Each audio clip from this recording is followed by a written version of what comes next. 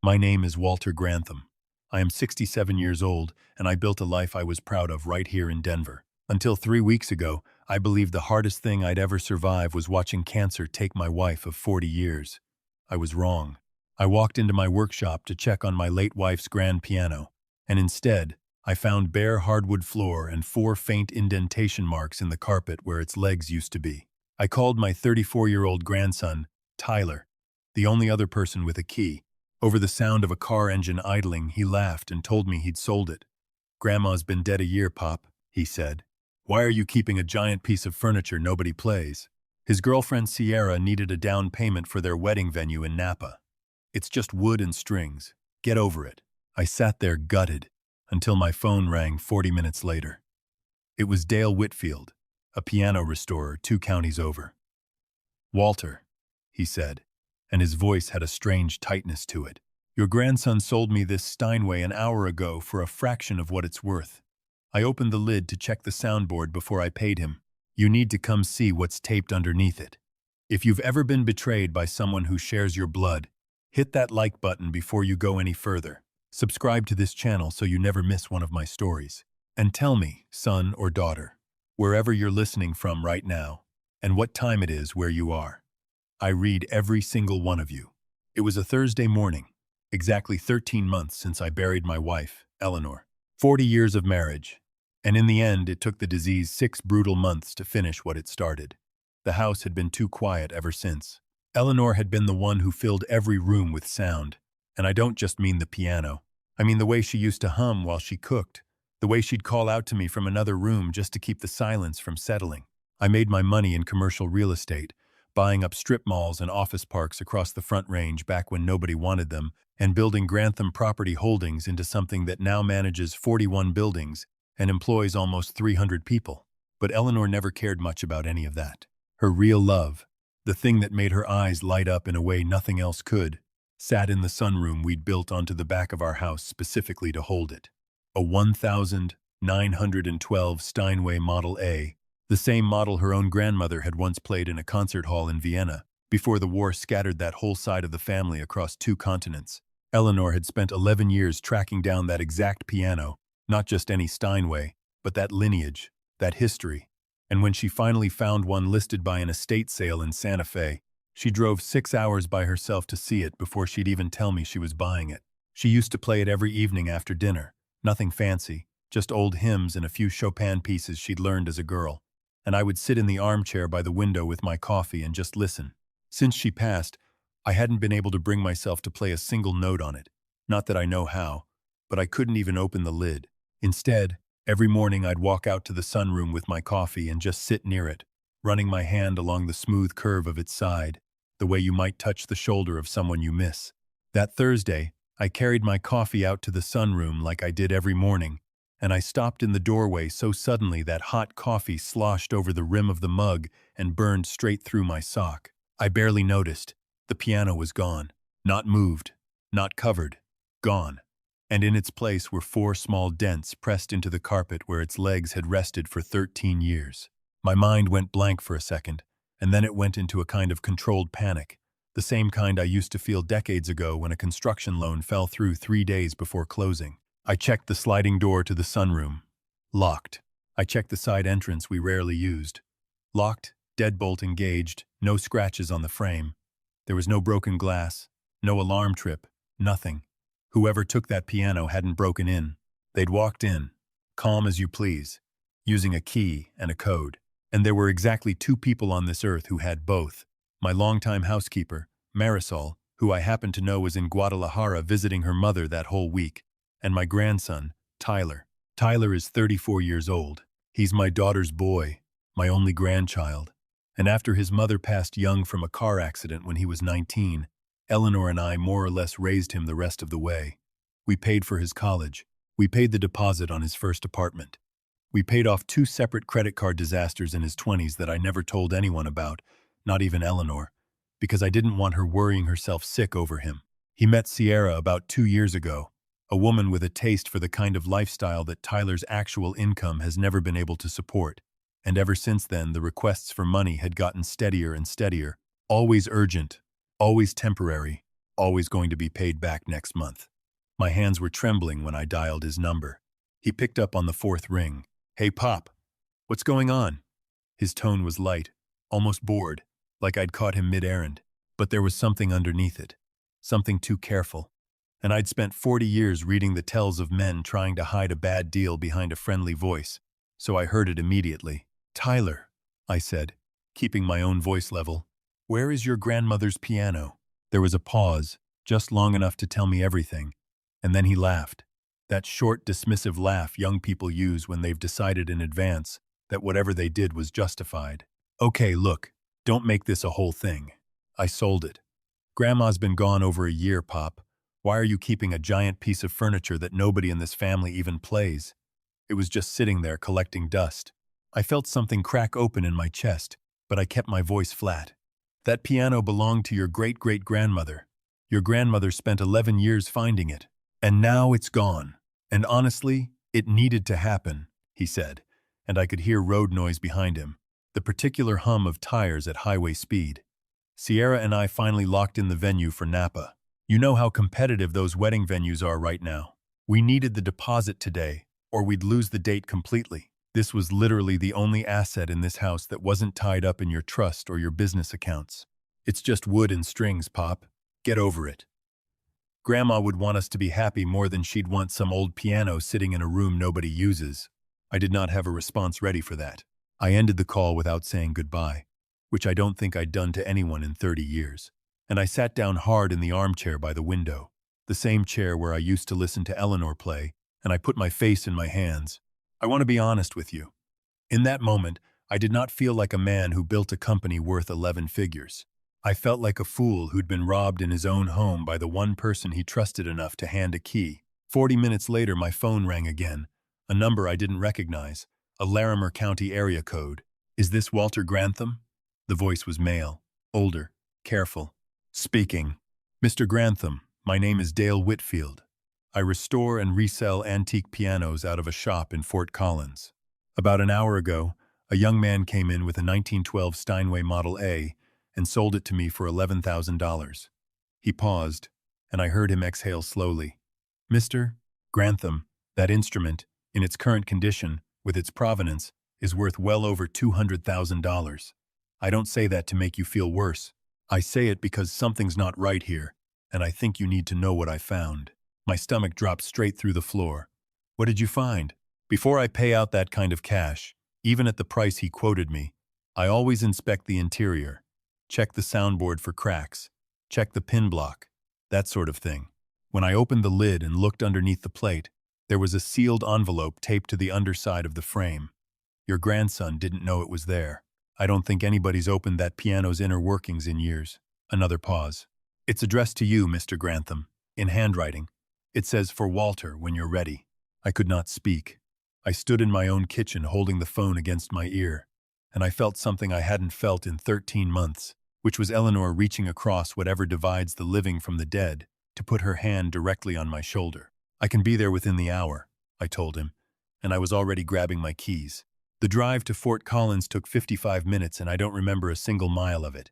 Dale Whitfield turned out to be a soft-spoken man in his 60s with sawdust on his forearms, and he walked me straight back to his workshop without a word, past 3 other pianos in various states of restoration, to where Eleanor's Steinway sat under a single hanging work light.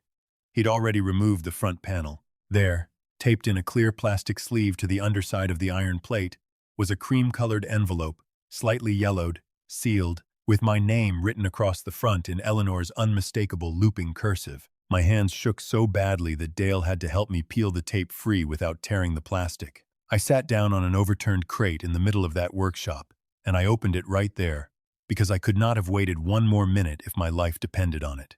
Inside were 4 handwritten pages and a flash drive. The letter was dated almost 2 years before she died, back when she was still healthy, back before any of us knew the diagnosis was coming. She wrote that she'd found something in Tyler's old laptop bag when she was looking for a phone charger, papers she wasn't supposed to see, and that what she found had frightened her badly enough that she didn't trust herself to confront him alone and didn't want to burden me while I was in the middle of the Meridian Plaza acquisition, the biggest deal of my career.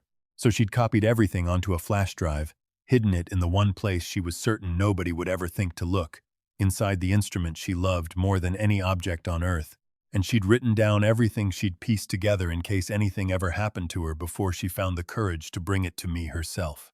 Sierra was not who she claimed to be. According to Eleanor's notes, and confirmed later by financial records, Rachel Ostrander, my attorney of 19 years, pulled within days. Sierra Bell had been running a pattern for close to a decade. She'd find men in their late 20s or early 30s who stood to inherit money or property from aging grandparents, men without particularly close relationships with their own parents, men easy to isolate and easy to manipulate, and she would attach herself to them, encourage estrangement from the family members who might see through her, and slowly steer every major financial decision toward assets she could eventually access. 2 previous relationships in Arizona and Nevada had ended with the grandparents in question discovering, too late, that trust documents had been quietly altered, that power of attorney forms had been signed under confusing circumstances, that jewelry and heirlooms had vanished. Neither family had pressed charges. Both had simply cut their losses and cut Sierra out of their lives, embarrassed, exhausted, and unwilling to drag their own grandsons through a public scandal. Tyler was her third project. And the wedding in Napa wasn't a wedding at all. It was a deadline. Eleanor's notes made clear that Sierra had already convinced Tyler, months before Eleanor died, to begin quietly pressuring me to add his name to the deed on 2 of my smaller commercial properties, for estate planning purposes, and that Sierra had a contact, a man named Preston Ashwood who did exactly this kind of paperwork for a fee, ready to help finalize the transfer the moment Tyler's name appeared on those deeds. The piano sale wasn't about a wedding venue. It was a test. Tyler needed to prove to Sierra he could produce cash on command, without hesitation, without going through me. Selling his dead grandmother's most treasured possession behind my back was the audition. I sat on that crate in Dale Whitfield's workshop for a long time after I finished reading, the flash drive resting in my palm like it weighed 100 pounds. Here is the part I want every one of you listening to understand. My first instinct, the animal instinct, was to drive straight to Tyler's apartment and put my fist through his front door. I am not a violent man. I never have been, but I have never in my life felt rage like what moved through me in that workshop. But I did not build a company from a single rented storage unit into a portfolio worth more than most small towns by acting on my first instinct. I built it by waiting until I understood the entire board before I made a single move. So I did not call Tyler. I did not call the police. Not yet.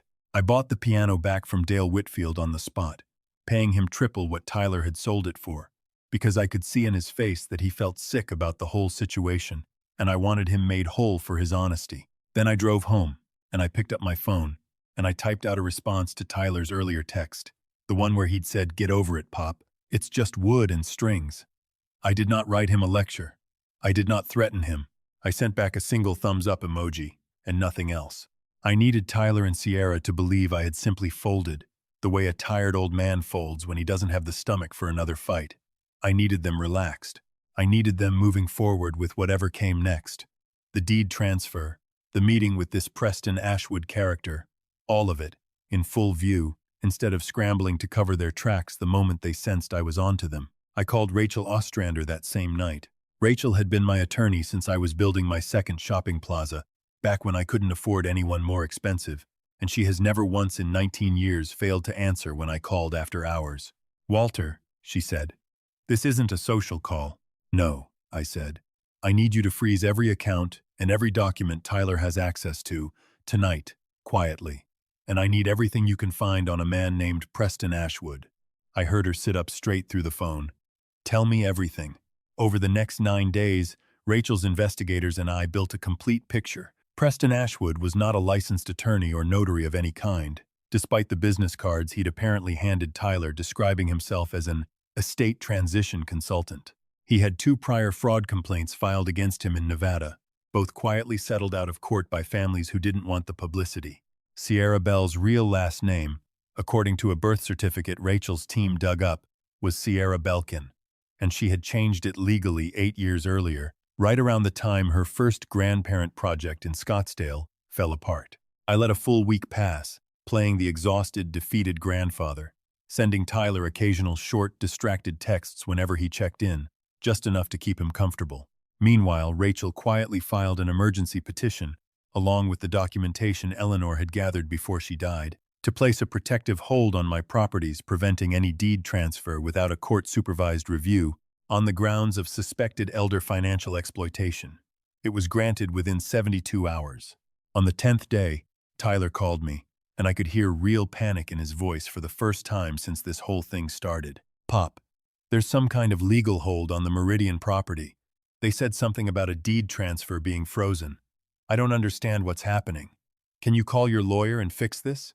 "I know exactly what's happening, Tyler," I said, and I let all the exhaustion drop out of my voice for the first time in 10 days.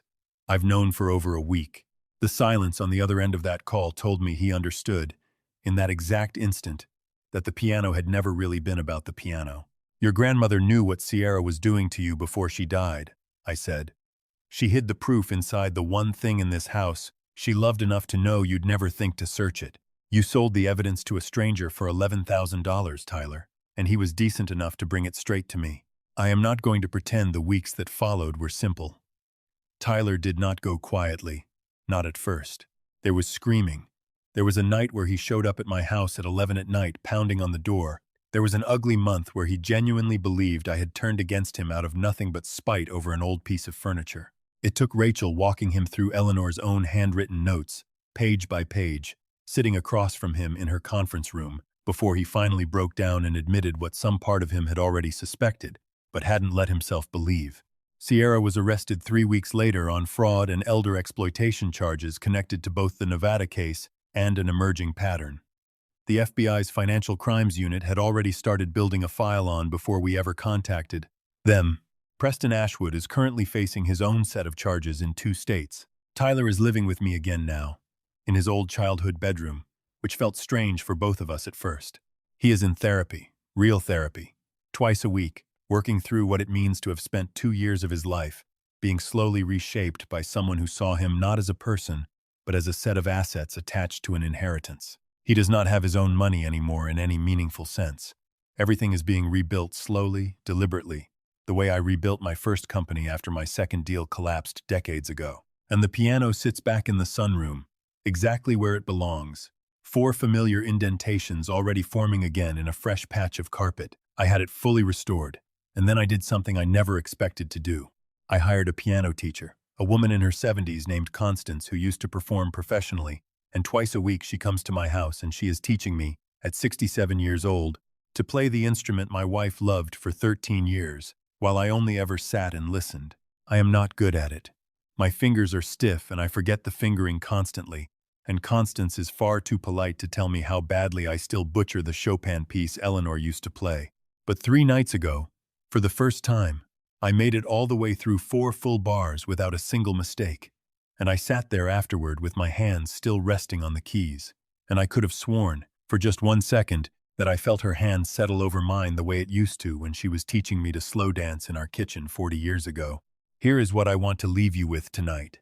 Greed does not always announce itself with a scream or a slammed door. Sometimes it walks into your home smiling, wearing a familiar face, carrying a key you gave it yourself. And sometimes the people we love most, the ones we are certain would never let us down, are being quietly reshaped by someone else long before we ever notice the change. Protect the people you love enough to watch closely, even when watching closely feels like a betrayal of your own trust.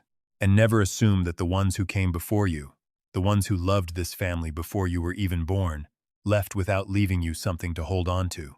Has someone you trusted with everything ever turned out to be someone else's instrument, used against the very people who raised them? Tell me about it in the comments below, and tell me where you're listening from tonight. I read every one of them, every single night, before I turn off the lights. If this story moved you even a little, hit that like button, subscribe for more, and I will see you in the next one.